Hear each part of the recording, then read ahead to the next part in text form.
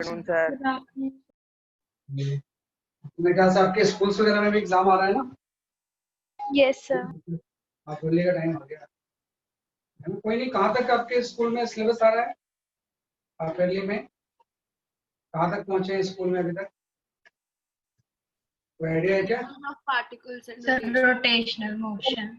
इतना तो हम नहीं कर पाएंगे। स्कूल वाले बड़े तेज चलते हैं, उस हिसाब से तो नहीं चल पाएंगे। कोई नहीं भाई, स्कूल में भी तो पढ़ाते ही हैं, उसके हिसाब से आप चलते। स्कूल इतनी फीस लेता है, पढ़ाता है, तो उसके टेस्ट भी तो होने चाहिए। तो उस स्पीड से हम नहीं चल पाएंगे, सिस्टम ऑफ पार्टिकल तक तो नहीं पहुंच पाएंगे, है ना? मतलब से पॉसिबल नहीं। हाँ, एक चीज पक्की होती है कि जो फाइनल एग्जाम होगा उसके लगभग 25 या 20 डेज बिफोर आपका पूरा सिलेबस हम करते हैं, उसकी मेरी गारंटी होती है। बीच में हाफ ईयरली यूटी में तो बहुत तेज होता है। जो फाइनल एग्जाम जब भी आपका होता है फरवरी में होता है, तो जनवरी एंड तक हम कोशिश करते हैं कि आपका पूरा सिलेबस कवर वो हो जाता है। फाइनल एग्जाम में ऐसा कोई मुश्किल नहीं होती, लेकिन बीच के जो एग्जाम्स है ना, इसमें इतना तेज हम नहीं चल पाएंगे, है ना? इतना बहुत पास करवाते हैं इसको ना। अभी आप देखोगे वो ग्रेजुएशन बढ़ा देंगे और फटाफट कुछ ना कुछ सिलेबस करवा, है ना? वो थोड़ा सा आप मैनेज करना अपने एंड पे। हाँ, जो अगर कोई क्लास ऐसी लग रही है जिसमें कि एनसीईआरटी है, तो उसको भी आप ज्वाइन कर लेना, है ना? ऐसा नहीं कि मतलब उसमें एनसीईआरटी के बारे में पढ़ाया जाएगा। कभी कोई क्लास अगर ऐसी लगती है स्पेशल, है ना, स्कूल के एग्जाम के पॉइंट ऑफ व्यू से, उसमें वो चीज डिस्कस हो, उसको भी आप ज्वाइन करो। तो अभी आप फोकस करो फिर एनसीईआरटी पे, है ना? आपके पास स्कूल के एग्जामिनेशन में एक टाइम होता है, जैसे बाकी टाइम में तो मॉड्यूल और असाइनमेंट्स आप करते हो। स्कूल के जब एग्जामिनेशन आए तो एनसीईआरटी का सॉल्व कर दीजिए आप, है ना? तो एनसीईआरटी सॉल्व कर लिया, और एनसीईआरटी में सिर्फ न्यूमेरिकल्स नहीं, तो डेरिवेशंस हैं, डेफिनिशंस हैं, वो भी ध्यान देना होता है। कैसे डेरिवेशंस हम करेंगे, कैसे लिखेंगे, डेफिनेशन कैसे मिलेंगे, नंबर मिले। Writing is a very important part of the school examination, है ना, जो कि हमारे यहाँ उतने रिलेवेंट नहीं है। हमारे यहाँ तो बस वही है कि ऑब्जेक्टिव टाइप होता है ना, टिक करना होता है, लेकिन वहाँ पे रेटिंग स्किल भी बड़ी इंपॉर्टेंट है। कोई डेफिनेशन आया तो कैसे डेफिनेशन, कोई डेरिवेशन आया तो स्टेप वाइज करना होता है ना, कि पूरा प्रॉपर लिख के बताना होता है कि ऐसे जो है वो सब चीजें। तो चलो, आज आपको जो पढ़ना है topic, you will have to study about the spring, है ना? कि आज का पूरा का जो लेक्चर है उसमें हम स्प्रिंग के बारे में डिस्कस करें, है ना? तो सिंपल से हम यहाँ बात कर रहे हैं स्प्रिंग के बारे में, है ना? We will talk about the spring, है ना, क्योंकि ये टॉपिक जो है ना अभी तक अनटच्ड है ना। We can talk about the spring, है ना? तो आप ध्यान रखना, जो स्प्रिंग होता है ना, आपने पढ़े थे कि स्प्रिंग का मतलब होता है कि इस तरह से किसी वायर की हम कॉइलिंग कर लें। तो जब भी आप किसी वायर की कॉइलिंग करोगे तो उसी को हम क्या होता है, जैसे आपका स्प्रिंग, है ना? कोई भी अगर वायर की कॉइलिंग हम करेंगे तो उसी को हम क्या होता है, जैसे आपकी स्प्रिंग। इस तरह का स्ट्रक्चर होगा, ये आपका किसी स्प्रिंग का क्या होगा, जैसे आपका स्ट्रक्चर, ये स्प्रिंग होता है। थोड़ा बहुत मैंने स्टार्टिंग में स्प्रिंग फोर्स के बारे में आपको बताया था, बेसिकली स्प्रिंग फोर्स होता क्या है, लेकिन स्प्रिंग की बहुत सारी प्रॉपर्टीज होती है, उसको वन बाय वन में यहाँ पे डिस्कस करता हूँ। तो पहली जो प्रॉपर्टी होती है, हम स्प्रिंग को मासलेस एज्यूम करते हैं। वी कंसिडर मासलेस स्प्रिंग, है ना? भाई जो भी स्प्रिंग हम लेंगे वो मासलेस हो, है ना? वैसे कुछ ना कुछ मास होगा, लेकिन हम जब बात करते हैं तो स्प्रिंग को क्या मान लेते हैं कि आपका मासलेस। सेकंड में हम डिस्कस करते हैं कि कोई भी जो स्प्रिंग होगी, है ना, तो स्प्रिंग में हुक्स लॉ वैलिड होता है। ये स्प्रिंग में हुक्स लॉ क्या होगा, जैसे कि आपका वैलिड। और हुक्स लॉ के अकॉर्डिंग मैंने ये बोला था कि जो स्प्रिंग फोर्स होता है, this is directly proportional to the minus x, है ना? कि अगर स्प्रिंग में एक्स इलोंगेशन या कंप्रेशन है, तो जो स्प्रिंग फोर्स होगा वो डायरेक्टली प्रोपोर्शनल किसके इक्वल हो जाएगा, माइनस एक्स। तो जैसे आप यहाँ से प्रोपोर्शनल साइन हटाओगे, यहाँ पे एक आप कांस्टेंट लगा दोगे, के इंटू एक्स हो जाएगा, और ये जो के होता है this is known as a spring constant. ये क्या होता है, जैसे कि आपका स्प्रिंग कांस्टेंट, है ना। सेकंड लॉ ये हो गया, हुक्स लॉ बोलते हैं इसे कि F is directly proportional to the minus x, तो F is equal to minus k x हो जाएगा। और के को हम क्या होता है कि आपका स्प्रिंग कांस्टेंट, तो ये मैंने बताया था आपको, एफ स्प्रिंग फोर्स है ना, स्प्रिंग फोर्स एफ जो है this is simply spring force, मैंने कोई सिंबल वगैरह यूज नहीं कर रहा हूं, एफ इज द स्प्रिंग। तो मैंने आपको बताया कि इस तरह से कोई स्प्रिंग है, अगर इसकी जब एक्सप्रेशन या कंप्रेशन नहीं होता है तो इसकी लेंथ जो होती है उसको हम नेचुरल लेंथ बोलते हैं।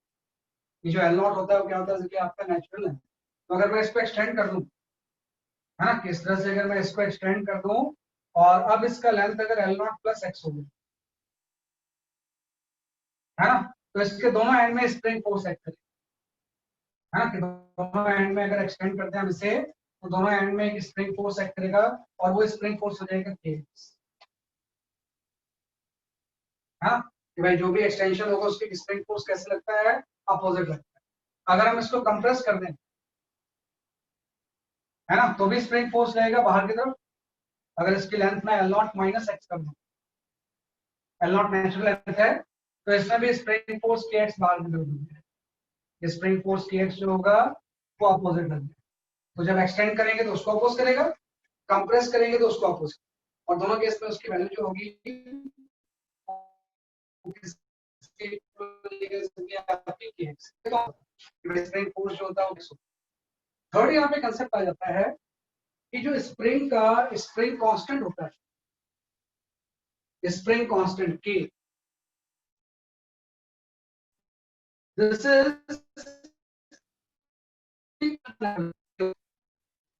इज स्प्रिंग कांस्टेंट होता है कि नेचुरल लेंथ की वजह से इनवर्सली प्रोपोर्शनल, मतलब किसी स्प्रिंग की अगर नेचुरल लेंथ ज्यादा है तो उसका स्प्रिंग कांस्टेंट कम होगा, और अगर नेचुरल लेंथ कम है तो उसका स्प्रिंग कांस्टेंट क्या होगा, ज्यादा होगा। मतलब spring constant is inversely proportional to the क्या हो जाएगा, नेचुरल लेंथ। इसी बेसिस पे अगर मैं किसी स्प्रिंग को कट कर दूं, अगर मैं यहाँ पे बात करूं कि कोई इस तरह से स्प्रिंग है ना, इस स्प्रिंग की नेचुरल लेंथ आपको दिया हुआ है एल नॉट, और इसके स्प्रिंग कांस्टेंट सपोज के, तो अगर मैं इसको कट कर दूं तो इसका स्प्रिंग कांस्टेंट बढ़ जाएगा। एल नॉट का अगर स्प्रिंग कांस्टेंट के है तो उसको अगर हम छोटा कर देंगे तो एल कम हो जाएगा, एल कम होगा तो कांस्टेंट की वैल्यू क्या होगी, इंक्रीज। तो अगर मैं इसको दो पार्ट में कट कर देता हूं, है ना, इसी को मैंने कट किया, एक पार्ट की और दूसरे पार्ट की लेंथ मैंने बोल दी जैसे आपकी एल। ये जो स्प्रिंग है इसी को मैंने कट कर दी, है ना, इसी को बोलते हैं कटिंग ऑफ स्प्रिंग। भाई किसी भी स्प्रिंग को कट करेंगे तो क्या होगा, भाई नेचुरल लेंथ से 20 से आपने कट किया और दो पार्ट में इसको सेपरेट किया।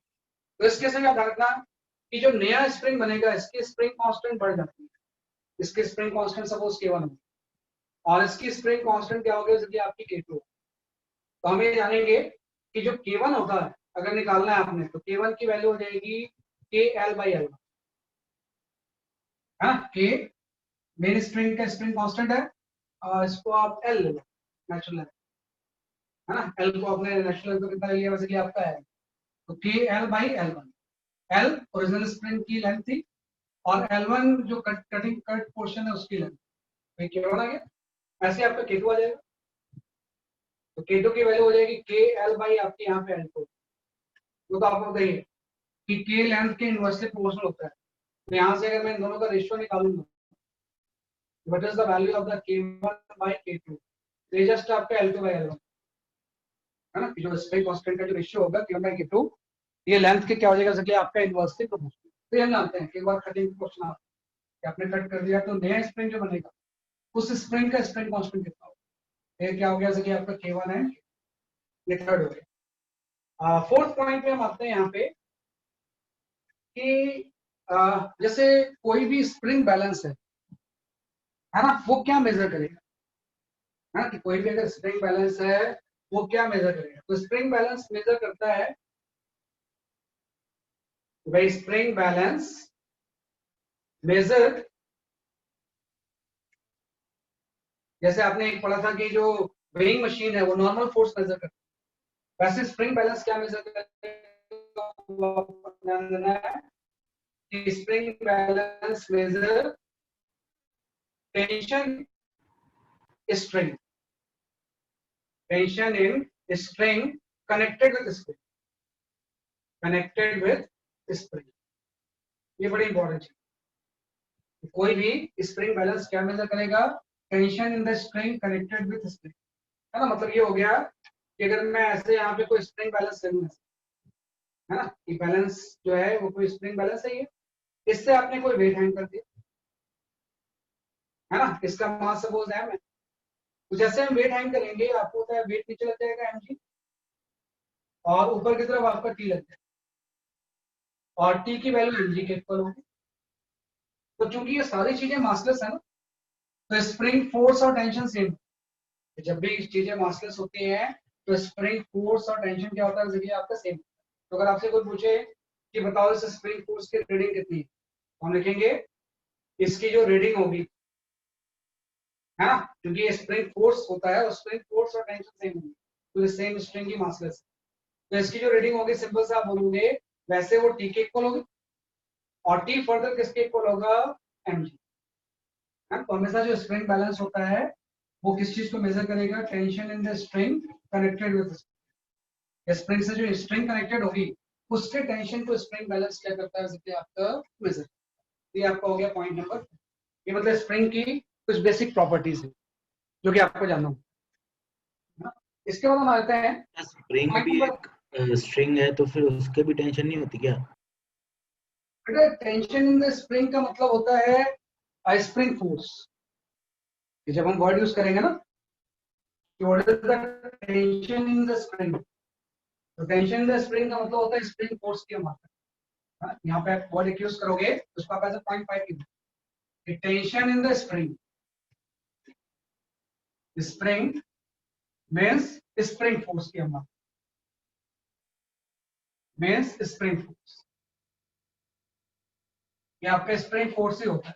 कभी भी अगर आपसे कोई पूछे कि भाई स्प्रिंग में क्या टेंशन होगी, वो एक्चुअली स्प्रिंग फोर्स केएफसी होती है ना, कि वो जो चीज होती है वो क्या होती है, आपकी केएफसी। तो इसको हम 0.5 लिख सकते हैं। एक और इंपॉर्टेंट चीज है पॉइंट नंबर 6, जो स्प्रिंग फोर्स होता है वो स्प्रिंग के दोनों एंड पे एक्ट करता है। सिंपल से हम ऐसा बोलेंगे कि spring force act at both end of spring, both end of spring, right, in opposite direction, in opposite direction। ये भी इंपॉर्टेंट चीज है, spring force act at the both end of the spring in opposite direction. जैसे मैंने यहाँ पे show किया है कि अगर मैं इसको एक्सटेंड करूंगा तो इस एंड पे भी kx लगेगा और इस एंड पे भी kx, और दोनों की डायरेक्शन क्या होगी? अपोजिट होगी। अगर मैं कंप्रेस करूंगा तो इस एंड पे भी kx लगेगा और इस एंड पे भी kx लगेगा। तो स्प्रिंग के दोनों एंड पे जो स्प्रिंग फोर्स होता है वो हमेशा क्या होगा? बेसिकली आपका इक्वल एंड अपोजिट, है ना। तो इसके ऊपर भी कई क्वेश्चंस आपके पूछे जाते हैं। जो 6 का डायग्राम है आप इसी को ले सकते हैं। स्प्रिंग के दोनों एंड में स्प्रिंग फोर्स की वैल्यू क्या होती है? इक्वल एंड अपोजिट, है ना। दोनों एंड पे क्या एक्ट करता है? इसलिए आपका स्प्रिंग फोर्स। ये हो गया पॉइंट नंबर 6, जो कि स्प्रिंग के रिगार्डिंग आपको जानना होगा। ऐसे हम आ जाते हैं पॉइंट नंबर 7 पे। देखो पॉइंट नंबर 7 में ऐसा है कि हम स्प्रिंग को कंबाइन कर सकते हैं, दो अलग अलग स्प्रिंग को हम क्या कर सकते हैं? इसलिए आपका कंबाइन। हम पॉइंट नंबर 7 में ऐसा लिख लेंगे, we can talk about the combination of, यहाँ पे क्या आ जाएगा? इसलिए आपका कॉम्बिनेशन ऑफ स्प्रिंग। भाई दो स्प्रिंग है, ये कॉम्बिनेशन दो तरह का होता है।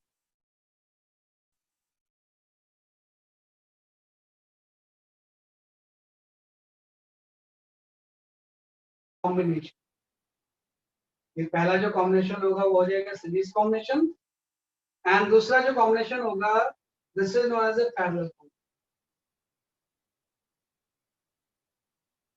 Parallel combination.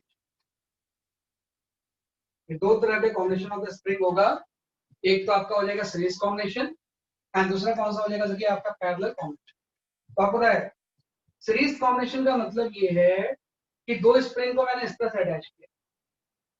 तो सीरीज कॉम्बिनेशन का सिंपल सा मतलब है कि एक स्प्रिंग है, इससे आपने एक दूसरे स्प्रिंग लगा,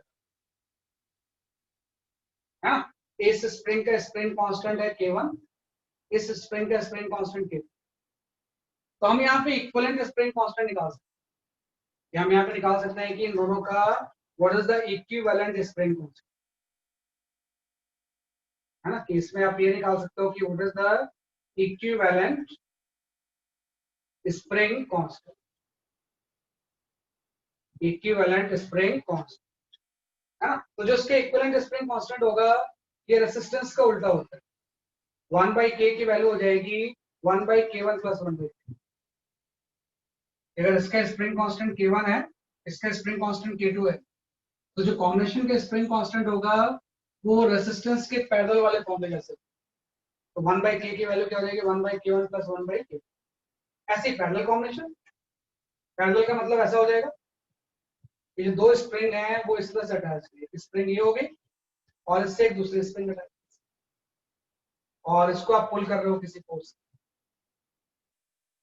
है ना। तो ये अगर इसका स्प्रिंग कांस्टेंट k1 है, इसका स्प्रिंग कांस्टेंट अगर k2 है, तो ये जो कॉम्बिनेशन होता है इसको हम पैरेलल बोलते हैं। तो पैरेलल में इसका अगर इक्विवेलेंट निकालें तो k = सिंपल k1 + k2, है ना। तो मतलब रेजिस्टेंस से इसका जस्ट उल्टा हो, रेजिस्टेंस का जो सीरीज का केस होता है इसका पैरेलल हो जाएगा, और रेजिस्टेंस का जो पैरेलल केस होगा इसका क्या हो जाएगा, इसका आपका सीरीज। Sir, can you दो please स्प्रिंग को explain this? जस्ट मैंने बोला कि दो स्प्रिंग सीरीज में होंगे 1/1 लगे होंगे, तो इसको हम बोलेंगे सीरीज कॉम्बिनेशन। तो जब सीरीज कॉम्बिनेशन होगा तो इक्विवेलेंट स्प्रिंग कांस्टेंट हम इस फॉर्मूले से निकालेंगे। इसमें ये जो चीज है ना, ये इक्विवेलेंट स्प्रिंग कांस्टेंट। अगर इस तरह से पैरेलल लगे हुए हैं तो इसके इक्विवेलेंट स्प्रिंग कांस्टेंट इससे निकालें, है ना। जस्ट या तो दोनों सिंपल सम हो जाएंगे या रेसिप्रोकल का सम। रेसिप्रोकल का सम तब होगा जब सीरीज कॉम्बिनेशन होगा, और सिंपल सब तब होगा जब कॉम्बिनेशन कैसा होगा, पैरेलल। दोनों चीजें मैंने बता दिया आपको। एक तो ये बता दिया कि दो स्प्रिंग को हम कंबाइन कैसे करेंगे, है ना, और दूसरा मैंने कटिंग बता दी। तो एक स्प्रिंग को अगर हम कट करेंगे तो उसके जो दो छोटे छोटे पार्ट होंगे उसका के हम कैसे निकालेंगे। अगर अलग अलग पार्ट का के दिया है तो कंबाइन करके इक्विवेलेंट निकाल सकते हैं, और अगर बड़े पार्ट का के दिया हुआ है तो कट करके इंडिविजुअल का के निकाल सकते हैं। तो ये हो गया पॉइंट नंबर 7। ये जो 1 से लेके 7 पॉइंट्स हैं ये उतने मतलब कंसेप्चुअल नहीं, मतलब इसमें जस्ट आपको ये सारी चीजों का ध्यान रखना है ना, क्योंकि आप ये कुछ ना कुछ सब चीजें जानते हो फिर वो एक जगह पे नहीं जानते, ऐसे रैंडम हम गेस करते रहते हैं। ये 7 पॉइंट तो इंपॉर्टेंट है, लेकिन सबसे जो इंपॉर्टेंट स्प्रिंग में होता है that is your point number 8, जो कि स्प्रिंग को बाकी फोर्सेस से यूनिक बना देता है ना। अब तक जो भी हमने फोर्सेस पढ़े हैं, वेट, नॉर्मल, फ्रिक्शन, उससे स्प्रिंग फोर्स थोड़ा सा अलग नेचर का होता है। वो पॉइंट नंबर 8 में एक्चुअली में क्या होता है, हम यहाँ पे लिखते हैं कि spring force right does not change instantaneously, does not change instantaneously, है ना। ये spring force does not change instantaneously unless it is cut, it is cut, है ना। कि जब तक किसी स्प्रिंग को हम कट नहीं करेंगे तब तक स्प्रिंग फोर्स तुरंत चेंज नहीं होता, बाकी सारे फोर्सेस तुरंत चेंज हो जाते हैं। तो बाकी फोर्सेस को चेंज करने में होने में कोई टाइम नहीं लगता है, स्प्रिंग फोर्स इंस्टेंटेनियसली चेंज नहीं होता। ये लाइन बड़ी इंपॉर्टेंट है, spring force does not change instantaneously. Excuse me sir, हाँ बताओ। सर आपने सीरीज कॉम्बिनेशन वाला कौन सा फॉर्मूला लिखा है? के सीरीज कॉम्बिनेशन ये वाला फॉर्मूला सीरीज, ओके ये थैंक क्या यू। होगा, अरे पैरेलल कॉम्बिनेशन तो वैसे ही है जैसे सर रेजिस्टेंस का कॉम्बिनेशन करते थे हम। हाँ, ये उसका उल्टा है। उसका यस उल्टा सर, सॉरी उसका उल्टा है। Yes, sir. भाई ये जो फॉर्मूला होता है रेजिस्टेंस का पैरेलल का, और ये जो फॉर्मूला होता है वो सीरीज का, तो इसमें सीरीज पैरेलल होते हो, है ना। तो बस ध्यान रखना, ये आपका सीरीज कॉम्बिनेशन हो गया पैरेलल। पॉइंट नंबर 8 में मैंने ये बोला कि spring force does not change instantaneously unless it is cut. बाकी सारे फोर्सेस इंस्टेंटेनियसली चेंज हो जाते हैं। जैसे मैंने आपसे बोला कि यहाँ पे एक कोई ब्लॉक रखा हुआ है किसी फ्लोर पे, है ना, एम मास का ब्लॉक है, तो आपको यहाँ पे नॉर्मल लगेगा। जैसे हम इसको ऊपर उठाएंगे नॉर्मल की वैल्यू 0 हो जाएगी ना, कोई टाइम थोड़ा लगेगा। जैसे आप इसको ऊपर उठाओगे नॉर्मल की वैल्यू तुरंत 0 हो जाएगी। जब तक कॉन्ट्रैक्ट है तभी तक नॉर्मल है। जैसे थोड़ा सा भी ऊपर होगा यहाँ पे नॉर्मल की वैल्यू क्या हो जाएगी 0। लेकिन स्प्रिंग फोर्स के साथ ऐसा नहीं होता। स्प्रिंग फोर्स को चेंज होने में टाइम लगता है। हाँ, स्प्रिंग फोर्स कभी भी इंस्टेंटेनियसली चेंज नहीं होता। तो उसको आप इस तरह से समझो ज्यादा अच्छे से। नॉर्मल वाला हटा दो, इससे कोई फायदा नहीं। इसको आप ऐसा समझो कि जैसे मैंने आपसे बोला कि यहाँ पे 2 केस में लेता हूँ। एक मैंने यहाँ पे कोई ब्लॉक ले लिया 2m मास का, और एक मैंने ब्लॉक यहाँ पे ले लिया m मास, और दोनों किसी स्प्रिंग से कनेक्टेड। इसमें स्प्रिंग नहीं है, हमने स्प्रिंग लगाया। तो आपको पता है अगर आपसे कोई बोले कि इस जो ये वाली स्प्रिंग है इसमें टेंशन क्या होगा, तो आप बोलोगे T1 की वैल्यू mg होगी। अगर आपसे कोई बोले कि भाई इसमें टेंशन क्या होगा, तो T2 की वैल्यू 3 mg है। अगर ये इक्विलिब्रियम में है तो ये टेंशन इसके वेट को बैलेंस करेगा, और यहाँ का जो टेंशन होगा नीचे के पूरे वेट को बैलेंस करेगा। ये 3 mg हो गया। अब मैं अगर आपसे बोलूं कि लोअर स्प्रिंग इज कट,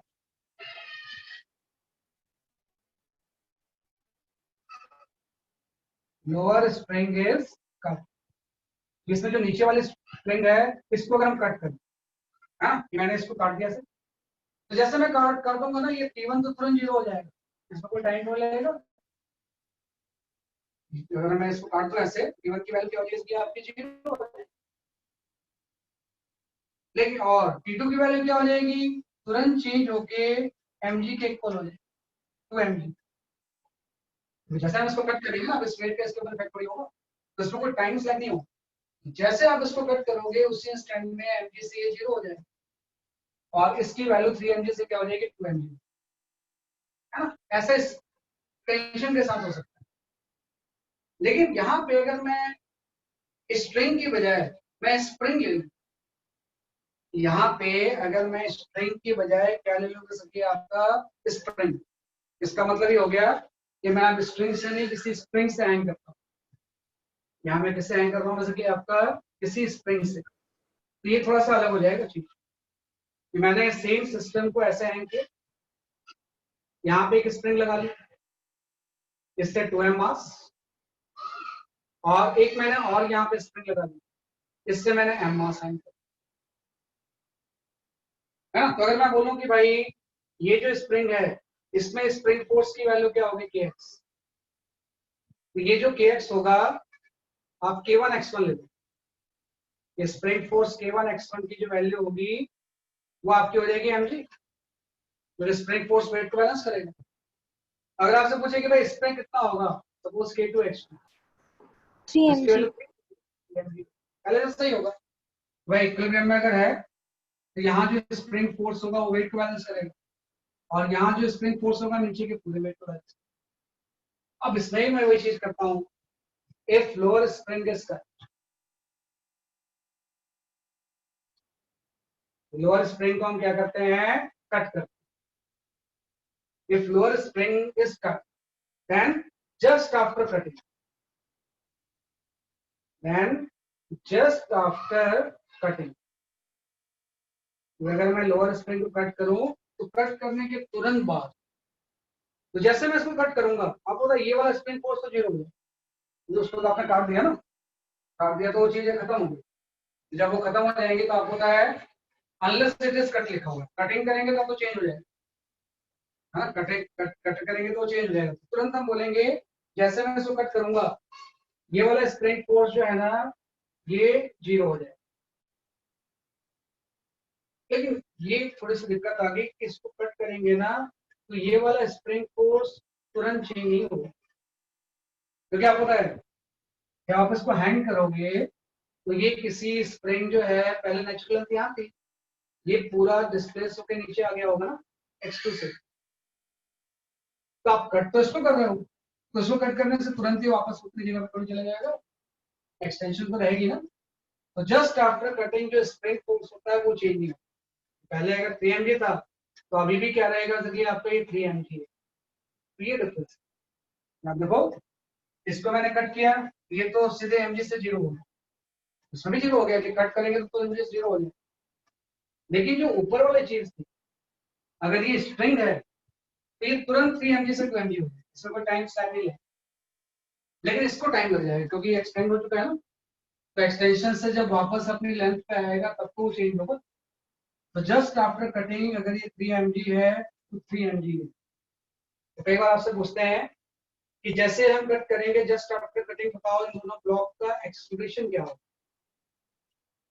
आपसे पूछाते हैं कटिंग करने के बाद इन दोनों ब्लॉक का एक्सेलरेशन क्या होगा, आपको पता है? इसको तो अब किसी चीज से कोई मतलब है नहीं, तो इसका एक्सेलरेशन डाउनवर्ड डायरेक्शन में जी के इक्वल हो जाए, तो इसका तो फ्री फॉल हो जाए।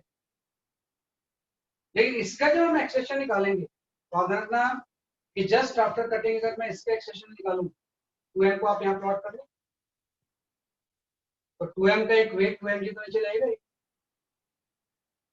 और स्प्रिंग फोर्स अभी उतना ही रहेगा जितना पहले था, 3mg। यहाँ पे स्प्रिंग फोर्स अगर कटिंग इसको कट करने से पहले 3mg था, तो कट करने के तुरंत बाद भी 3mg रहे, तो इसके ऊपर एक 3mg फोर्स, तो ऊपर 3mg लग रहा है, नीचे 2mg लग रहा है, मतलब ये ऊपर की तरफ एक्सलेट। और ये जो एक्सेशन होगा इसका A2, ये आपका G/2 है ना, 3mg माइनस 2mg। सर एक बार वापस बता दो। क्या इसको मैंने कट कर दिया, अब तो ये तो इसका तो फ्री फॉल हो गया, लेकिन इसको कट करने से इस फोर्स में चेंज नहीं आता है। तो अगर मैं इसका कट करने के तुरंत बाद फ्री बॉडी डायग्राम लूंगा तो इसका अपना वेट लगेगा, और स्प्रिंग फोर्स अगर पहले 3mg था तो अभी भी 3mg रहेगा, तो 3mg ऊपर के डायरेक्शन में करते हैं, तो ऊपर 3mg लग रहा है, नीचे 2mg लग रहा है, तो नेट फोर्स ऊपर की तरफ होगा, और वो नेट फोर्स कितना हो जाएगा mg बाई 2m मास। तो इसका एक्सेशन ऊपर की तरफ क्या होगा, जैसे आपका G/2, जैसे हम इसको कट करेंगे ये ब्लॉक ऊपर ही तो जाएगा, तो जब सर ऊपर कितने जाएगा कितने टाइम तक रहेगा 3m मतलब acceleration? Just after cutting, just after cutting करने से के तुरंत बाद है उस स्टैंड पे, कोई बहुत देर तक नहीं रहेगा ऐसे, क्योंकि जैसे हम कट करेंगे उस स्टैंड में तो 3mg रहेगा, लेकिन अब आपका एक्स्ट्रा का उधर एक्स कम होगा, एक्स कम होगा तो स्प्रिंग फोर्स भी कम, और जब ये वापस नेचुरल तो में फिर आ सर जाएगा स्प्रिंग तो फोर्स 2mg बन जाएगा? नहीं, स्प्रिंग फोर्स 2mg नहीं बनेगा, 0 हो जाएगा 2mg का, अपने नेचुरल लेंथ में जब आ जाएगा, इक्विलिब्रियम में नहीं। जब नेचुरल लेंथ में आ जाएगा ये, मान लो नेचुरल लेंथ में L0 में फिर से आ गया तो 0 हो जाएगा स्प्रिंग फोर्स, है ना, वो अलग चीज है, उस पर आप कंसीडर कर लो, जिसमें आप अननेसेसरी कंफ्यूज हो। अभी तो सिंपल सा है, नेचुरल लेंथ में क्यों आएगा, उस पे वेट तो हैंगे। Yes sir. सर वो 2mg हो जाएगा ना बाद में? नहीं नेचुरल में भी आ जाएगा, नेचुरल में भी आ जाएगा, आपका ध्यान दो 2mg कोई जरूरी नहीं कि कोई चीजें इक्विलिब्रियम में जाके रुकती है, कोई जरूरी नहीं। इक्विलिब्रियम का मतलब फोर्स बैलेंस होना होता है, वेलोसिटी नहीं। सर नेचुरल में होने के बाद तो वो हो जाएगा ना हाँ, उस पे? वापस नीचे भी आएगा, यस सर। नीचे भी आएगा, और ये ऐसे परफॉर्म करेगा ऑस्ट्रेट। Sir, how A2 become G/2? हुआ 2mg नीचे लग रहा है और स्प्रिंग फोर्स ऊपर 3mg लग रहा है, जब मैं एक्सप्रेशन निकालूंगा तो मैं क्या लिखूंगा, नेट फोर्स बाय मास, तो 3mg ऊपर है 2mg नीचे, net force by mass value क्या है। ये जो एक्सेस उसके बाद में ऑसिलेट करता है, उसके बारे में हम कमेंट नहीं करते। अब मैंने जो वर्ड यूज किया है कि spring force does not change instantaneous, बाद में तो चेंज होगा ही, लेकिन उस इंस्टेंट में चेंज नहीं होता।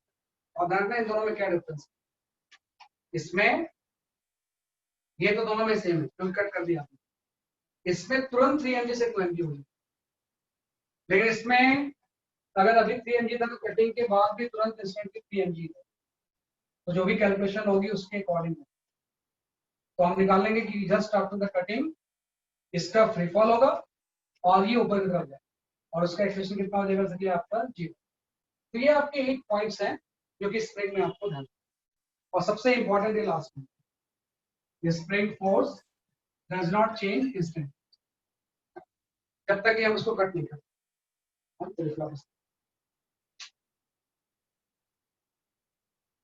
तो ये काफी इंपॉर्टेंट एक कंसेप्ट है।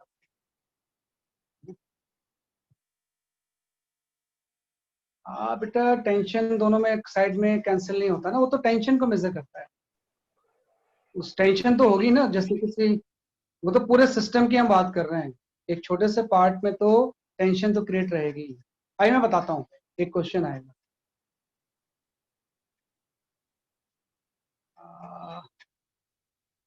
लॉ ऑफ टैक्स मैंने कहाँ लिखा है, पता नहीं क्या आप पूछ रहे हो। हाँ वानी सही बोल रहे हो, K1 एंड K2 K से ज्यादा होंगे। स्प्रिंग को कट करेंगे तो छोटा हो जाएगा ना, जब वो छोटा होगा तो उसका स्प्रिंग कांस्टेंट ज्यादा होगा, क्योंकि स्प्रिंग कांस्टेंट जो है वो लेंथ के इनवर्सली प्रोपोर्शनल होता है। हर्षित फिरवल अभी नहीं पता बेटा कब TWT होगा। How A equal to G/2, बेटा बताया था मैंने कि जैसे हम इसको कट करेंगे, मैं फिर से एक बार बता रहा हूँ कि जैसे हम एक्सक्यूज इसको मी सर, सर उसमें एक इक्वेशन नहीं बना सकते 3mg minus 2mg equals to 2a2? हाँ हाँ सर उससे तो भाई mg/2 आएगा। m कैंसिल भी तो होगा, ये 2m मास था, आपने बोला कट करने से भी इसका वेट तो 2mg होगा ही, स्प्रिंग फोर्स हट गया ना, 2mg वेट तो होगा, प्लस एक स्प्रिंग फोर्स ऊपर 3mg लग रहा है ना, ये इसको हम K2X2 बोल रहे हैं। ये जो वैल्यू है किसके इक्वल है, 3mg। तो ऊपर 3mg लग रहा है, नीचे 2mg लग रहा है, तो हम जानते हैं कि एक्सेलेरेशन की वैल्यू क्या होगी, नेट फोर्स बाय मास। इसमें नेट फोर्स क्या होगी, ऊपर 3mg नीचे 2mg होगा, तो नेट फोर्स की जो वैल्यू हो जाएगी वो 3mg minus 2mg by mass. मास इसका कितना है, 2m है ना, m तो हर जगह से कैंसिल ही हो जाएगा, राइट। a की वैल्यू G/2 आ जाएगी, तो इसका जो ऊपर की तरफ एक्सेशन होगा वो कितना हो जाएगा, G/2। वही मैंने यहाँ पे लिखा है। सर G/2 कैसे? अरे यार कितनी बार, मतलब इसमें क्या G/2 कैसे नहीं होगा, क्या बात कर रहे हो यार।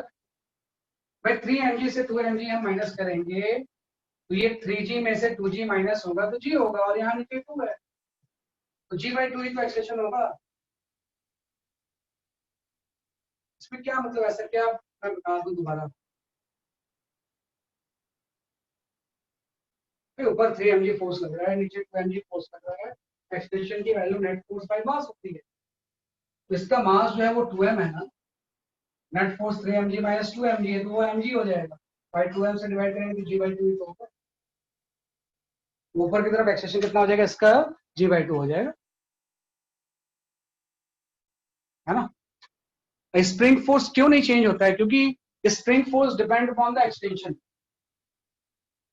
x2 जो है वो तुरंत से कम नहीं हो जाएगा, ऐसे हम इसको कट करेंगे x2 तो अभी भी उतनी है, आपने कट तो नीचे वाले को किया है, इसका एक्सटेंशन तो अभी भी उतनी है, तो अगर ये x2 उतनी है तो K2X2 भी उतनी रहेगा, अगर K2X2 3mg है तो 3mg है। हाँ कुछ देर बाद क्या होगा, जब ये ऊपर जाएगा तो x2 चेंज होगा, तो इंस्टेंटली इसलिए चेंज नहीं होता है क्योंकि it depends on the extension, तो अगर एक्सटेंशन तुरंत चेंज नहीं हो सकती है तो स्प्रिंग फोर्स भी इंस्टेंटली क्या होगा, वैसे आपका चेंज नहीं हो सकता।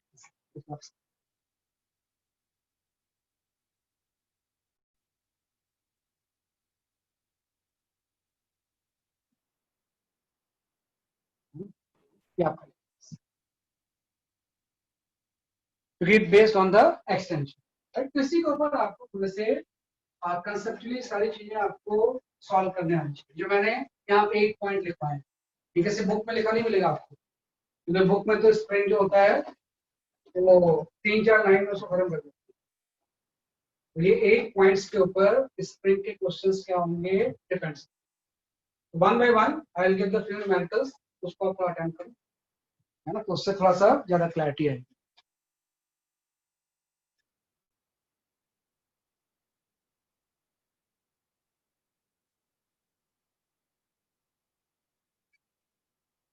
हाँ, यहाँ पे हम आते हैं स्प्रिंग के ऊपर।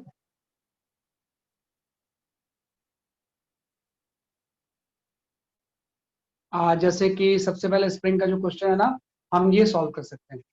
You can go for this question.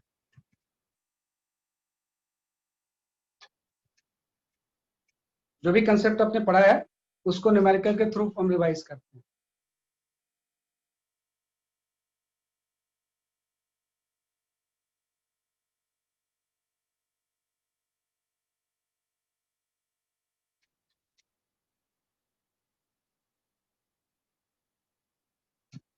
तो 41 का क्या आंसर है, आप चेक करो।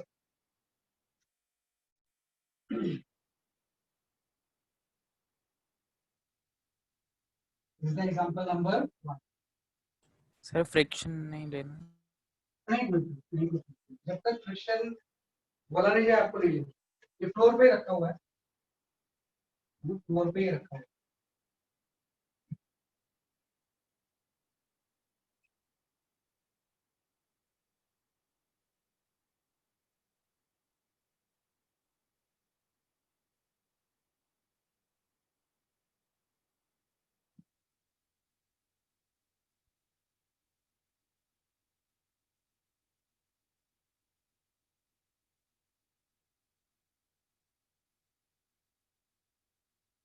फ्लोर पे रखा हुआ है और फ्लोर फ्रिक्शनलेस है। हाँ, सही आंसर बता रहे हैं, कुछ लोगों के आंसर सही आ रहे हैं। हाँ, रमेश सही है, रमेश ध्रुव सही है, ध्रुव पाहुजा, फिर आंसर इज करेक्ट।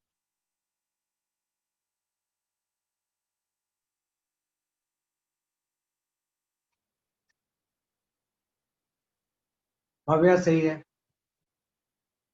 यथार्थ सही आंसर है, आयशा सही है, गर्व सही है,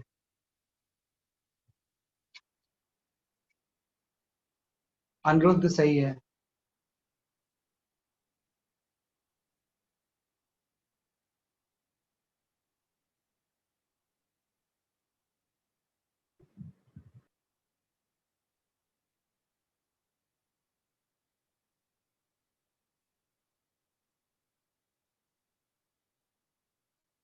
मनस्वी सही है,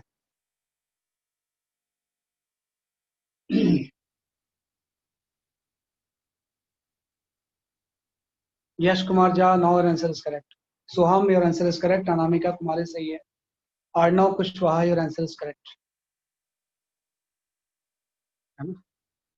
Piyush Jha, Sakshi Mishra, your answer is correct.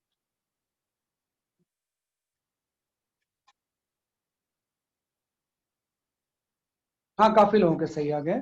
Actually में इसका जो आंसर सही है that is the D for Delhi. D for Delhi 4 metre per second square is the correct answer, है ना। कैसे होता है मैं एक्सप्लेन कर देता हूँ आपको। मैं हर्षित वीरवाल सही है।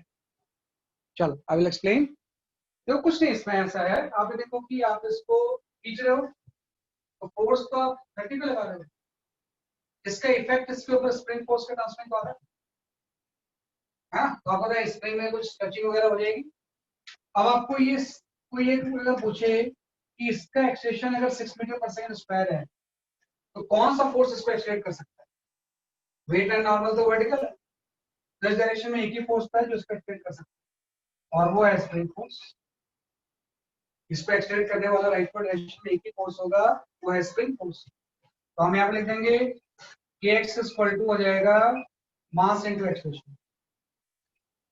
मतलब स्प्रिंग फोर्स की वैल्यू इस केस में 90 न्यूटन हो जाएगी। हाँ, तो इसमें समझ में आ गया किसको आगे ले जाने वाला फोर्स तो स्प्रिंग फोर्स ही। तो kx इक्वल टू आ गया मास इनटू एक्सलेशन, 90 न्यूटन आ गया। अब इससे पूछा जाएगा इसका 6 है तो इसका एक्सलेशन क्या होगा। अगर बीच में अनस्ट्रेचेबल स्प्रिंग लगी होती, रोप लगा होता, तब तो उनका एक्सलेशन सेम होता, इसमें डिफरेंट हो सकता है। तो आप 30 kg को कंसीडर करो, तो इधर 210 लग रहा है। अब भाई आपने बोला है कि स्प्रिंग के दोनों एंड में स्प्रिंग फोर्स सेम होता है। अगर इस एंड में kx राइटवर्ड लग रहा है तो इस एंड में जो kx होगा वो लेफ्टवर्ड। तो इसके ऊपर हम नेट फोर्स लिखेंगे, तो इसमें नेट फोर्स की वैल्यू जो होगी वो 210 minus kx equal to mass into acceleration.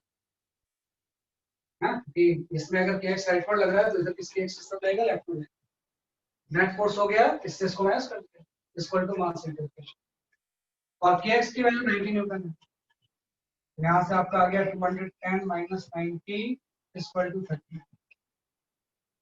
हाँ, मतलब ए की जो वैल्यू हो जाएगी वो आपकी 4 मीटर पर सेकंड। हाँ, एक्सेशन की जो वैल्यू होगी वो कितनी हो जाएगी 4 मीटर पर सेकंड। 4 मीटर पर सेकंड स्क्वायर होगी। हाँ, तो काफी लोगों के आंसर सही थे आपके। बेटा 4 होगा ना, 5 कैसे होगा? हाँ 1 ही 4 हो जाएगा ना, एक्सलेशन जो होगा वो 4 हो, है ना, तो आपका आ गया आंसर। ये आंसर जो होगा वो 4 हो जाएगा। तो ध्यान रखना मैंने कैसे किया, जो भी मैंने एक पॉइंट डिस्कस किए हैं उसी के ऊपर एक क्वेश्चन है।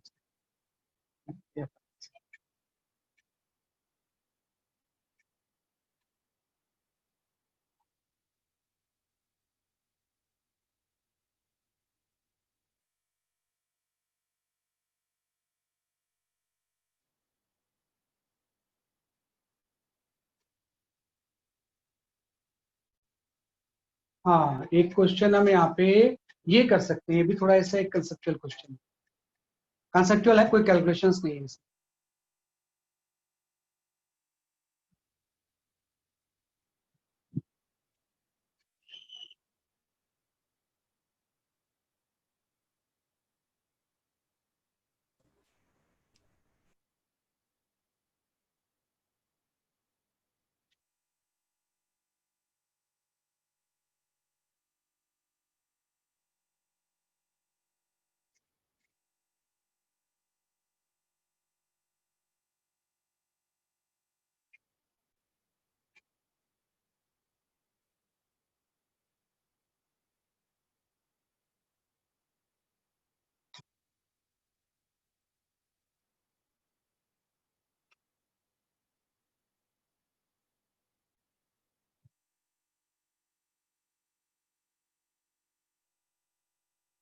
सबके आंसर गलत हैं, थोड़ा ध्यान दो। तभी तो ये क्वेश्चन दिया मैंने आपको, जिन्होंने भी आंसर भेजा सबके गलत।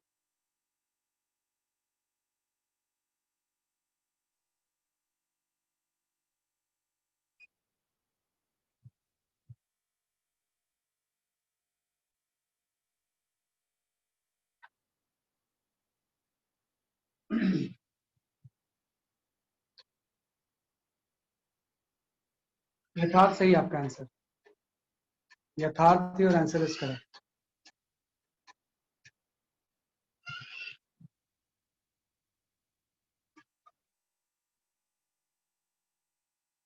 अभी देखिए एक ही आंसर सही है, बाकी सारे आंसर सही है। थोड़ा कंसेप्चुअल क्वेश्चन है, ध्यान रखना।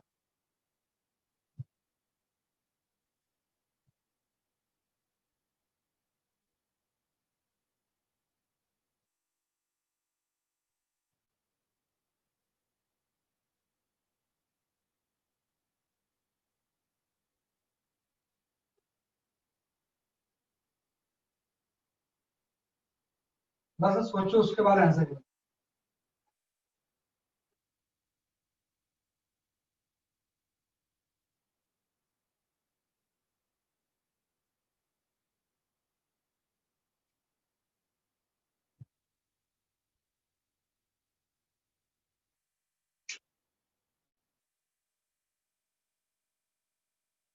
आदित्य जोशी करेक्ट आंसर है,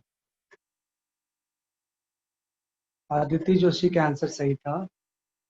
अर्णव कुशवाहा, अब आपका आंसर सही है। भाव्या जैना, योर आंसर इज करेक्ट। आपको आपका आंसर भी मिल गया होगा जो आप पूछ रहे थे पहले, है ना? पूरे सिस्टम में तो बैलेंस ही है, नेट जीरो ही है, ये तो टेंशन मेजर करता है ना स्प्रिंग फोर्स। हाँ, ध्रुव पहुंच जाए और आंसर इज करेक्ट, सही।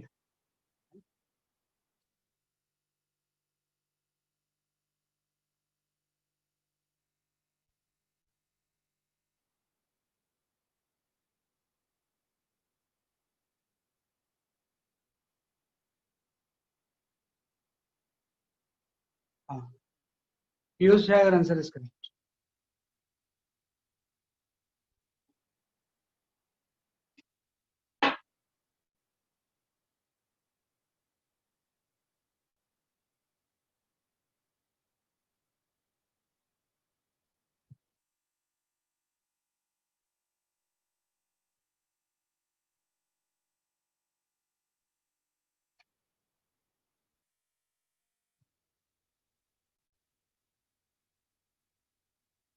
मैं बताता हूँ, देखो क्या है।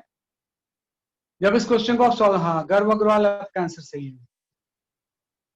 हाँ Garv Agarwal your answer is correct, सही है ना। इसमें एक्चुअली दोनों की रेटिंग सेम ही होगी, इसका आंसर आ जाएगा 1:1। क्योंकि अभी मैंने बोला है कि स्प्रिंग बैलेंस टेंशन को मेजर करता है ना। तो अगर मैं निकालूं इस केस में स्प्रिंग में टेंशन कितना होगा, ब्लॉक रेस्ट पे है, ये 200 हो गया, ऊपर टी हो गया, है ना। तो इस केस में इस पूरी स्ट्रिंग में टेंशन जो होगा, वो तो सब चीजें मास्टर तो टेंशन चेंज नहीं होगा ना। तो पूरी स्ट्रिंग में जो टेंशन होगा वो 200 न्यूटन होगा,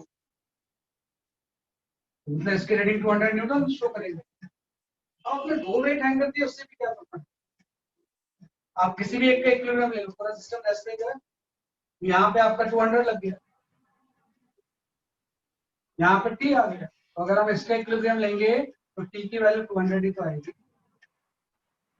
उसको इससे क्या मतलब, एट अ टाइम किसी एक चीज को देखेंगे यार, इसको देख लो, इससे भी लेंगे तो टी की वैल्यू कितनी आ जाएगी, 200 ही आ जाएगी।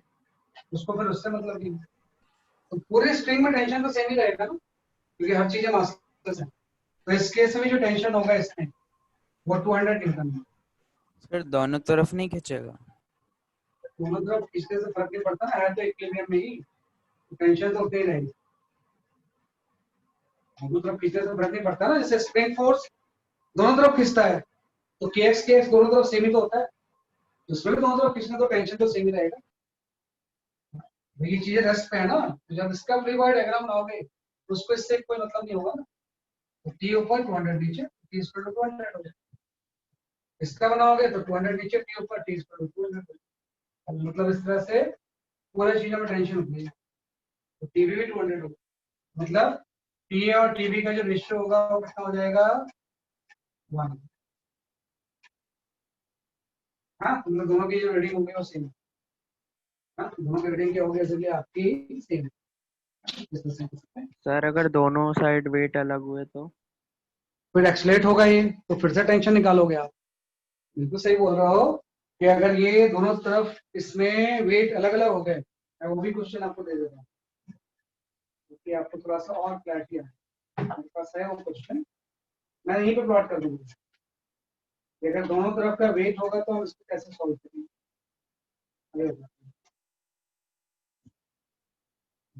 Late me check the question.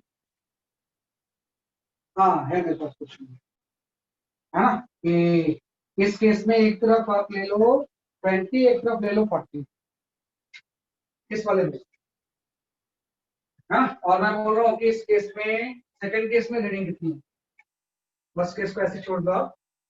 Second case में मैंने क्या किया कि इस तरह से आपका कोई ये है और बीच में स्प्रिंग बैलेंस लगा दिया आपने, और इससे एक और पुली, और इससे आपने वेट है, इससे आपने वेट है ना, इस तरह से। तो जैसे हम वेट हैंग करेंगे आपको होता है ये 40 kg हो जाएगा, और ये सपोज 20। तो अब ये सिस्टम रेस्ट पे नहीं रहेगा, बल्कि ये चीजें ए से नीचे जाएंगी और ये ए से ऊपर जाएंगी। तो अब क्या रीडिंग होगी मुझे बता दो इस केस में, what is the reading of the spring balance, check करो जरा। Sir 200 Newton. 100 कहाँ से आए, ठीक से करो। अब इस केस में इसकी रीडिंग कितनी, वो फिजिक्स में ऐसा लॉजिक कुछ नहीं चलता है, तो यूनिटरी मेथड या लॉजिक कुछ नहीं करना, आप लॉ पढ़ रहे हो ना। अगर आपको हर क्वेश्चन को लॉजिक से सॉल्व करना होता तो फिर न्यूटन्स लॉ वगैरह हम क्यों पढ़ते, लॉजिक से ही करते सब चीजों को। हाँ आप सही आंसर है, ध्रुव पहुंच जाएगा। 80Gy3। हाँ सही बता, सही बता, मैंने देख लिया आंसर सही है ना? ध्रुव आंसर सही है, भव्य जाना सही है, यथार्थ सही है, सब कुछ मासलेस है, स्प्रिंग बैलेंस वगैरह सारा कुछ अनुरुद्ध सही आंसर है।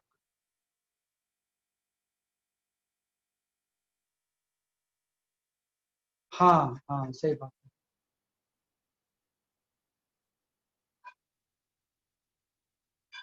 यूज है तो एक्सटेंशन है बेटा, आपको टेंशन निकालना है। ये तो आप एक्सटेंशन निकाल रहे हो, आपको क्या निकालना है?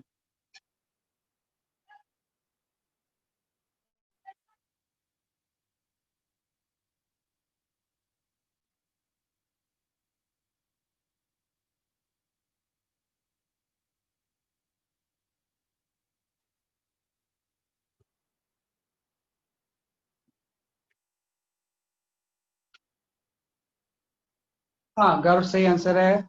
Aishi your answer is correct, है ना। Piyush Shah your answer is correct, सही आंसर है ना। मतलब टेंशन मेजर करता है। Tanishq your answer is correct. तो आपको ये ध्यान रखना, टेंशन मेजर करता है। सक्षम ही आंसर तो नहीं आ रहा बेटा जो आपने भेजा है, थोड़ा ठीक से कैलकुलेट करो।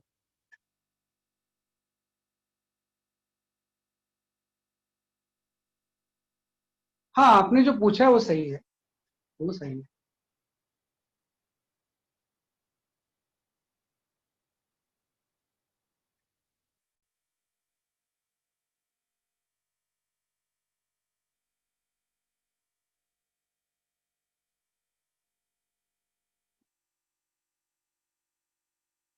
है ना, भाई इस केस में तो इक्विलिब्रियम था, तो टेंशन 200 आ गया तो रीडिंग 200 होगी। ये भी इक्विलिब्रियम था, तो टेंशन 200 आ गया, रीडिंग 200 होगी।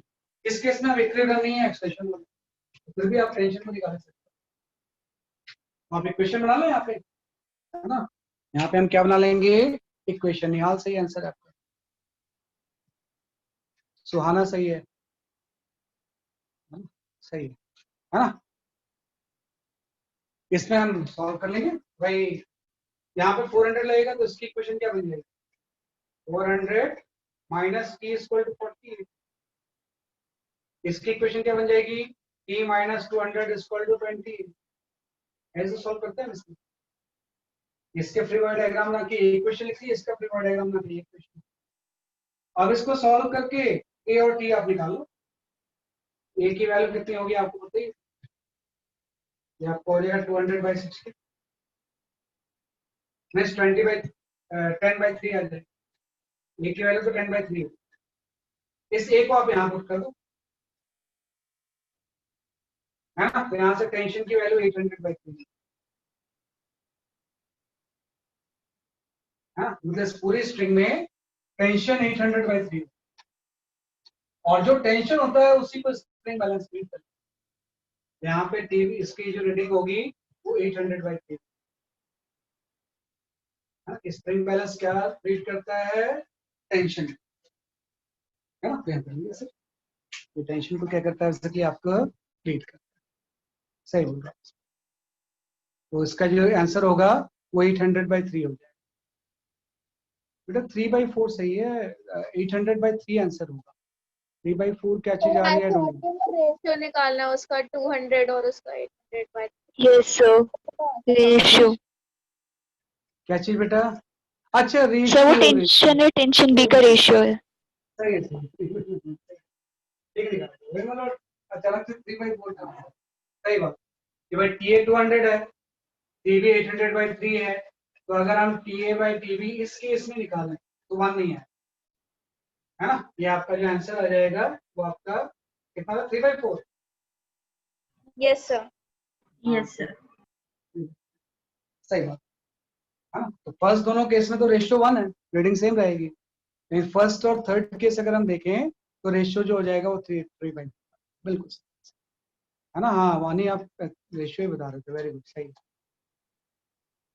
सही है ना। मतलब मतलब आपको तो तेज बच्चे हो, खुशी भी 3/4 ही बता रही थी।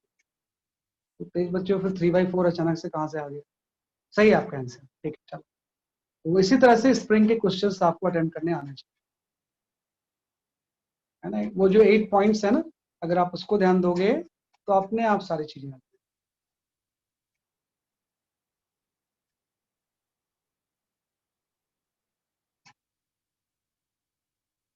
हैं। You can go for this question.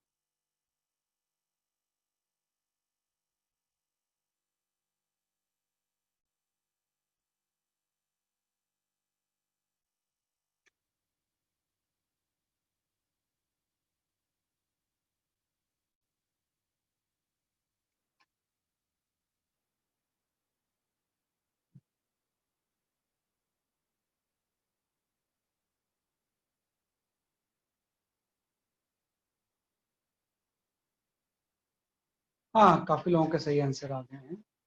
Late me check. Aditya, your answer is correct. Piyush Shah, your answer is correct. Yatharth, Aniruddh, answer सही है आपका. भव्या सही आंसर है. मनस्वी सही आंसर है. सक्षम सही आंसर है. Anamika, your answer is correct.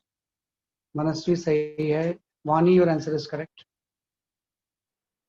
सही है ना? सही आंसर है.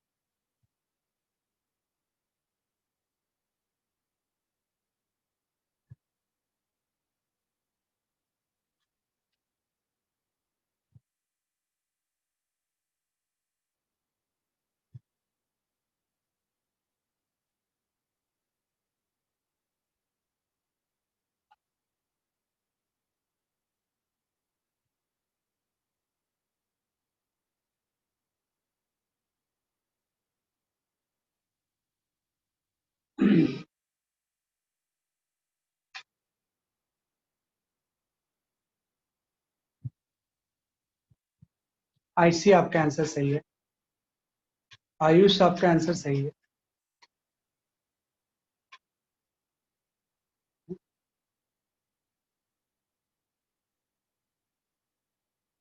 एक 3 kg है, 1 kg है, 2 kg है ना? चलो, इसमें हो सकता है कैलकुलेशन में किसी की मिस्टेक हो रही होगी. Just I will explain this question. 312 के 100 है. सही बात है. के तो बाद में आएगा. कुछ नहीं करना है आपको. एक्सप्रेशन निकाल लो. जैसे हम सिस्टम को रिलीज करेंगे ऐसे मूव करेंगे.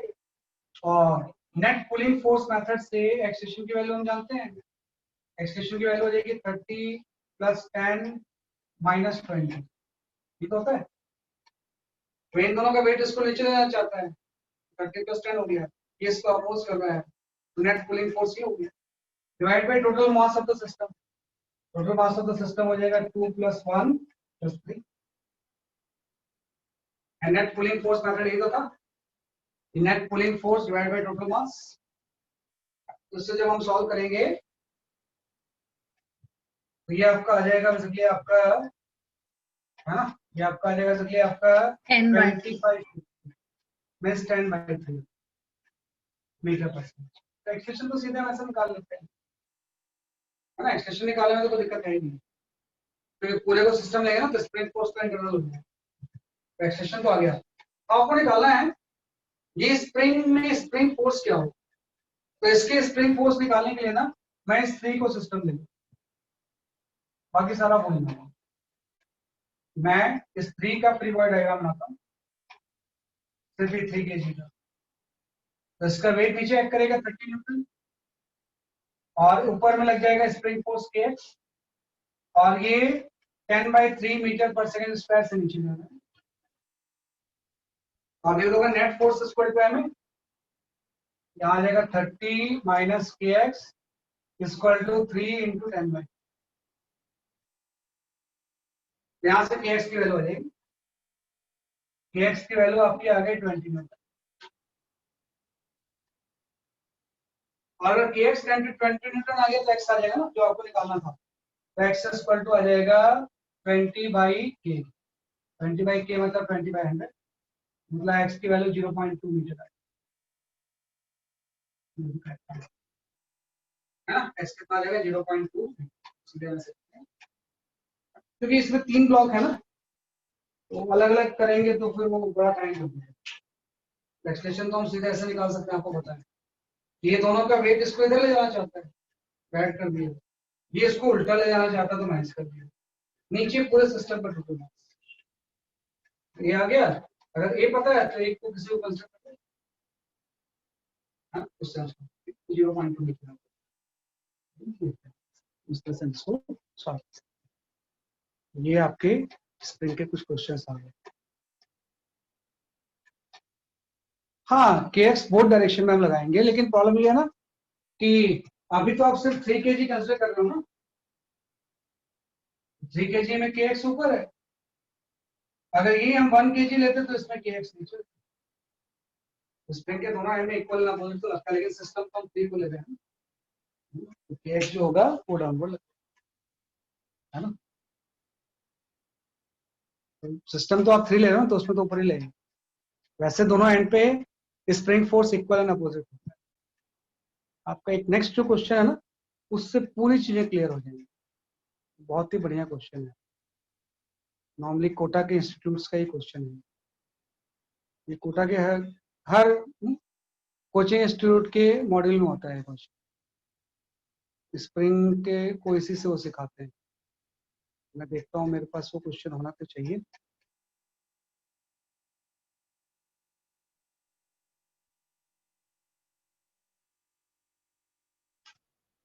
हाँ ये क्वेश्चन,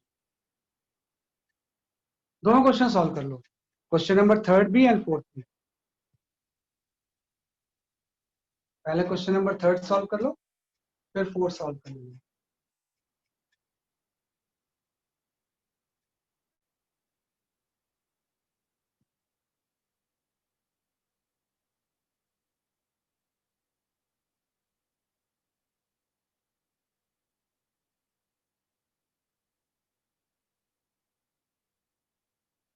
मेन 4th है, 3rd तो आसान क्वेश्चन है।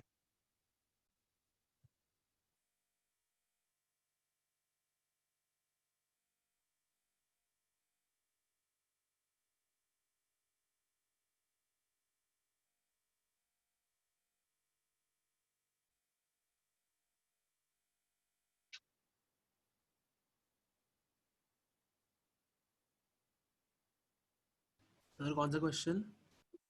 3rd and 4th question share किया ना मैंने, ठीक है, हाँ शेयर किया था। क्वेश्चन नंबर 3rd पहले सॉल्व करो, फिर 4th करो।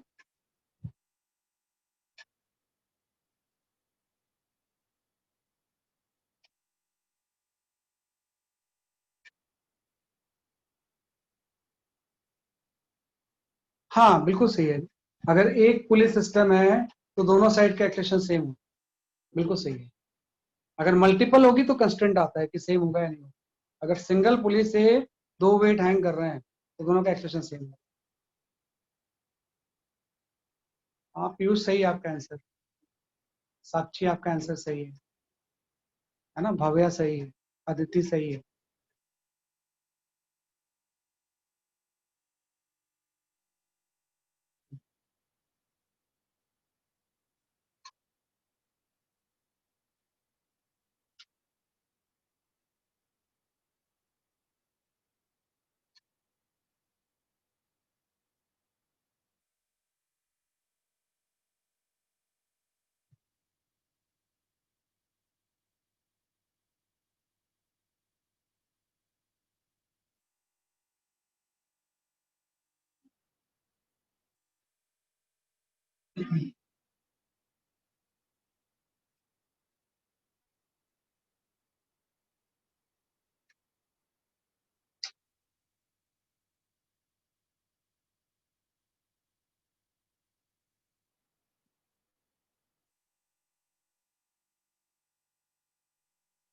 गर्व सही है।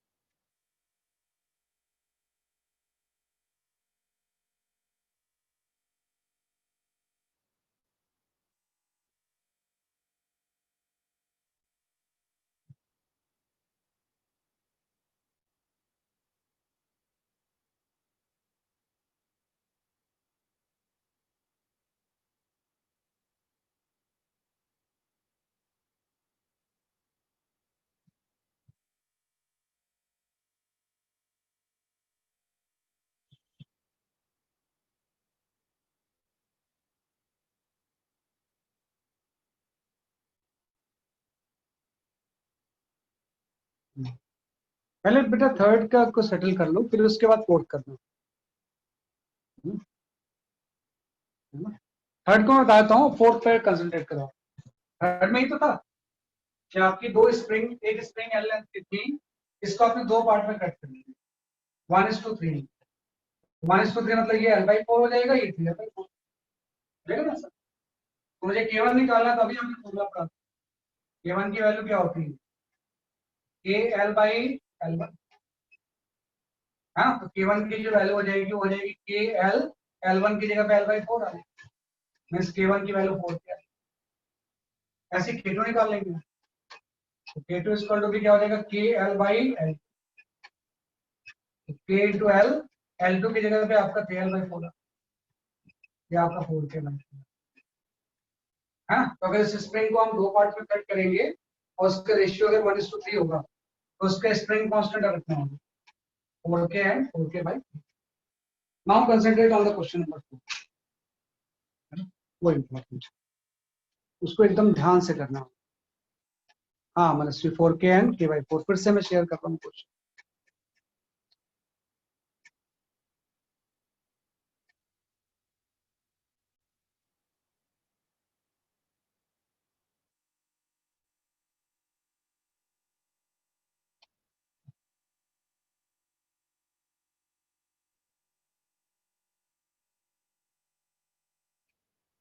हाँ, सही बात, सही बात, सुहाना आप सही बोल रहे हो। 4K and 4K/3।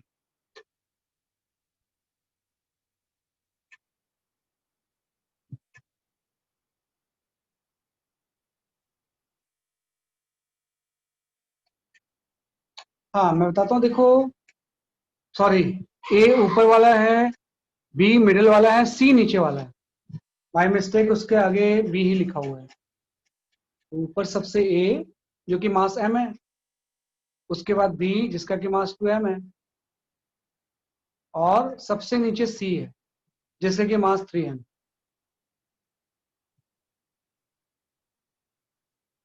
Initial accession निकालना है जस्ट आफ्टर द कटिंग, और कट हमने किया मिडिल स्ट्रिंग को। बहुत ही बढ़िया क्वेश्चन है ये।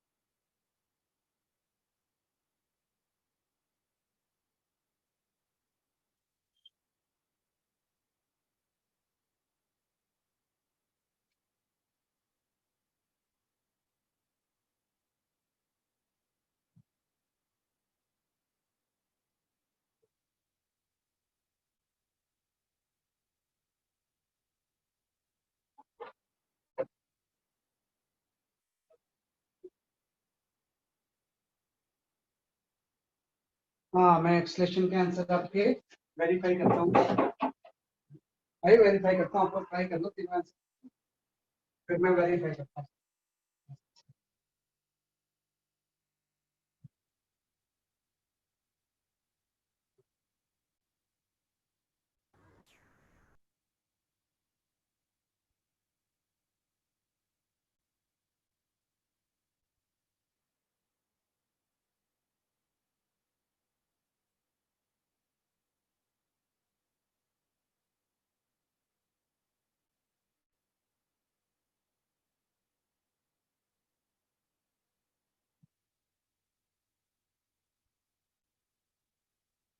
वो बहुत सारे आंसर आ गए भाई, इतने आंसर मैं चेक कैसे करूंगा। हाँ, बिल्कुल सही आंसर है वानी आपका। मनस्वी आपका भी आंसर सही है। मनस्वी आपका भी आंसर सही है, वानी का भी आंसर सही है, और मैं देखता हूँ ऊपर से चेक करके, है ना। बाकी कोई आंसर मुझे सही नहीं लग रहा है। दो लोगों के आंसर सही हैं, मनस्वी एंड वानी के। बाकी कोई आंसर अभी सही नहीं लगा। आरुषि एक पार्ट आपका सही है।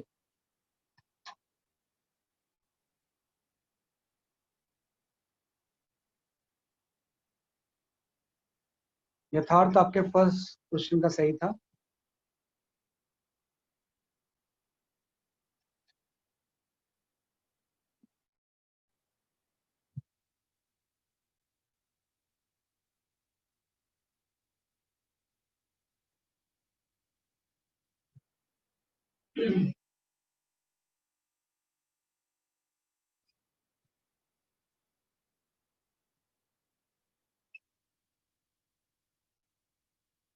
ये क्वेश्चन आ गया मतलब स्प्रिंग आ गया है ना। ये बहुत सबसे अच्छा क्वेश्चन स्प्रिंग का ही है। तो जो लास्ट वाला ब्लॉक है वो 3 mg है। हाँ, सबसे नीचे वाला 3 mg ओह, उसका मान। जो सी है सबसे नीचे इसका मान M 2M 3M और वाला M फिर 2M फिर 3 और कट हम कर रहे हैं स्प्रिंग में।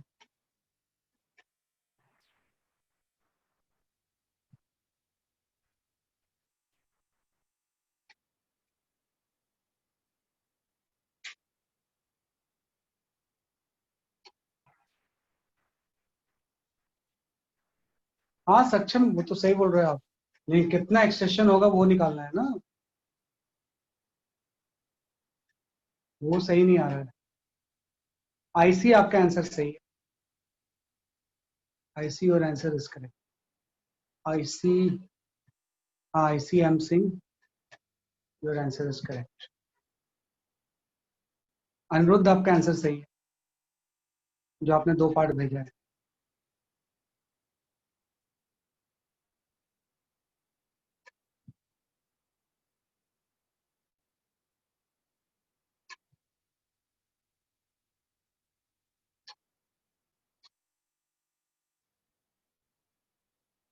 चलो मैं एक्सप्लेन करता हूँ, इसको एकदम ध्यान से समझो जरा सा, है ना। अब आप ध्यान से समझो, मैं बता रहा हूँ, है ना। भव्या सही है आपका आंसर, अब जो भेज रहे हो आप सही है ना। आरुषि एक पार्ट सही है आपका, बी और सी सही नहीं आ रहे। I will explain this question, है ना। ध्यान देना आप इसमें, सब लोग आप ध्यान दो, आप सॉल्व मत करो, नहीं तो आप समझ नहीं पाओ। मैं ये पूरा सिस्टम ऐसे हैंग था और ये पूरा सिस्टम इक्विलिब्रियम है ना। तो अगर मैं बोलूं कि यहाँ पे स्प्रिंग फोर्स कितना होगा, इसमें लेता हूँ Kx1, ये जो स्प्रिंग फोर्स होगा नीचे वेट बैलेंस करेगा मतलब ये Kmg होगा। फिर मैं इसमें स्प्रिंग फोर्स निकालूंगा Kx2, फिर दोनों के वेट को बैलेंस करेगा मतलब ये 5mg होगा। फिर इसमें निकालूंगा मैं, तो ये पूरे वेट को बैलेंस करेगा, मीन्स ये जो होगा ये आपका 6mg हो जाएगा। तो इक्विलिब्रियम में इतने स्प्रिंग फोर्स सब में लग रहे हैं। आपने क्या किया ना, कट कर दिया। कट किसको किया, इसको, मिडिल वाले को। जैसे मिडिल को हम कट करेंगे, ये वाला स्प्रिंग फोर्स तो तुरंत 0 हो जाएगा, इसको हम कट करते हैं, तो इसमें कोई चेंज नहीं आएगा ना। ये अगर पहले 3mg था तो अभी भी ये 3mg रहेगा। ये वाला पहले अगर 6mg था तो अभी भी 6mg। तो अगर मैं जस्ट आफ्टर द कटिंग तीनों का एक्सेशन निकालना चाहूँ, हाँ अगर मैं निकालना चाहूँ कि जस्ट आफ्टर द कटिंग तीनों का एक्सेशन क्या होगा, तो नीचे से शुरू करता हूँ। तो सबसे पहले मैं निकालता हूँ जस्ट आफ्टर द कटिंग, ये वर्ड लिख देना। तुरंत कट करने के बाद, आज की तो हम कुछ बातें नहीं करते हैं, तो ऑस्पेशन वगैरह होगा, वो तो अभी हम पढ़ ही नहीं सकते। तो सबसे पहले मैं सी ब्लॉक को कंसीडर करता हूँ। सी ब्लॉक का फ्री वर्ड है जिसके कि मास 3m है। तो आपको पता है इसके ऊपर 3mg तो नीचे लगेगा, इसका वेट है। आपको पता है इसमें स्प्रिंग फोर्स ऊपर लगेगा ना, तो जो भी आपका ये Kx1 3mg जो है ये ऊपर लगेगा। और वो कटिंग करने के बाद इसको कट किया है, लेकिन ये इमीडिएटली चेंज नहीं होगा ना, तो 3mg होगा। तो ऊपर की तरफ जो स्प्रिंग फोर्स रहेगा वो आपका हो जाएगा Kx1, और ये भी किसके इक्वल है, 3mg के इक्वल। फ्री फॉल में नहीं आया। हाँ क्या सर चीज फ्री फॉल में फ्री फॉल कहाँ हो रहा है? उसमें स्प्रिंग फोर्स तो लग रहा है ना, फ्री फॉल कहाँ से हुआ? जब कोई फोर्स नहीं लगता सर तब कट कर दिया ना। कट करने के बाद कट उड़ेगा करने के बाद इससे होगा ना, इससे क्या मतलब है? ये स्प्रिंग फोर्स जीरो हो गया, स्प्रिंग फोर्स जीरो थोड़ी होगा, उसको फ्री फॉल नहीं बोल सकते ना, एक स्प्रिंग फोर्स लग रहा है। जैसे आप इसको कट करोगे ना तो ये एक सभी फ्री है और देखो सर बस 3mg भी ऊपर है। सर सिर्फ इंस्टेंटेनियसली रहेगा ना वो? हाँ तो मैं यहाँ पे क्वेश्चन क्या पूछ रहा हूँ, ओके वर्ड ही यूज हुआ है जस्ट आफ्टर कटिंग इंस्टेंटेनियसली। बाद में तो क्या होगा मुझे नहीं, ये कहाँ नीचे जाएगा, फ्री फॉल होगा, कैसे होगा मुझे कुछ नहीं पता। यहाँ पता है 3mg भी ऊपर 3mg नीचे, तो इसका एक्सेशन तो जीरो, क्योंकि फोर्स नेट फोर्स ही जीरो हो गया ना, just after the cutting 3m का एक्सेशन जीरो, पहला आंसर जीरो। अब मैं आता हूँ बी पे, ये मैंने बी का फ्री बॉल है, उसका मास 2m है, तो इसका 2mg फोर्स नीचे लग जाएगा, वेट तो हमेशा लगेगा ही। और देखो स्प्रिंग फोर्स अगर यहाँ पे kx1 ऊपर लग रहा है, यहाँ पे kx1 अपोजिट दूसरे साइड पे नीचे लग जाएगा, तो मतलब इसके ऊपर एक kx1 नीचे लग,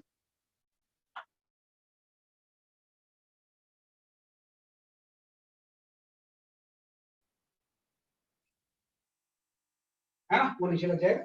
और ऊपर चूंकि स्प्रिंग कट हो गई है तो जीरो हो गया, ऊपर कुछ नहीं है, तो इसका जो एक्सटेंशन होगा वो डाउनवर्ड है। इसका एक्सटेंशन अगर मैं a1 ले लूं, इसका अगर मैं एक्सटेंशन a2 ले लूं, वो डाउनवर्ड होगा ना, क्योंकि सारे फोर्स ही डाउनवर्ड फोर्स कितने हो जाएंगे, 2mg इसका वेट है प्लस kx1 की value 3mg by total mass इसका 12, जो a2 की वैल्यू आ जाएगी 250 है, मतलब जस्ट आफ्टर द कटिंग इसका एक्सटेंशन जीरो होगा, इसका एक्सटेंशन डाउनवर्ड डायरेक्शन में, और इसके एक्सटेंशन की वैल्यू कितनी हो जाएगी 5g में, इसका एक्सटेंशन हो जाएगा 0, इसका 0 हो गया, इसका कितना हो जाएगा डाउनवर्ड डायरेक्शन में 5g में। अब आते हैं इसके ऊपर, जो आपका कौन सा ब्लॉक है, सी। बी और सी कर दिया, ए ब्लॉक का आप ए पे आ जाओ। ए का मास m है, mg वेट लग गया, है ना। और कौन सा फोर्स लग रहा है ए के ऊपर, kx3 लग रहा है ना, वेट तो mg नीचे है, स्प्रिंग फोर्स नीचे वाला जीरो हो गया, तो उसको तो काट दिया आपने, ऊपर kx3 इतने लगता रहेगा ना, तो ऊपर एक फोर्स लग जाएगा kx, जो कि किसके इक्वल होगा 6mg, 6 mg। तो इसका एक्सटेंशन ऊपर की तरफ होगा, और a3 की वैल्यू मैं निकाल सकता हूँ, a3 इक्वल टू हो जाएगा 6mg minus mg by mass इसका mg, तो a3 की जो वैल्यू आ जाएगी वो 5, a3 की वैल्यू कितनी आ जाएगी 5 की, तो इसका जो एक्सटेंशन होगा वो 5g। तो ये आंसर आ गया कि जैसे मैं मिडिल स्ट्रिंग को कट करूंगा, तुरंत कट करने के बाद इंस्टेंटेनियसली इसका एक्सटेंशन जीरो होगा, इसका एक्सटेंशन 5g/2 से नीचे आएगा, और इसका एक्सटेंशन 5g का होगा ऊपर।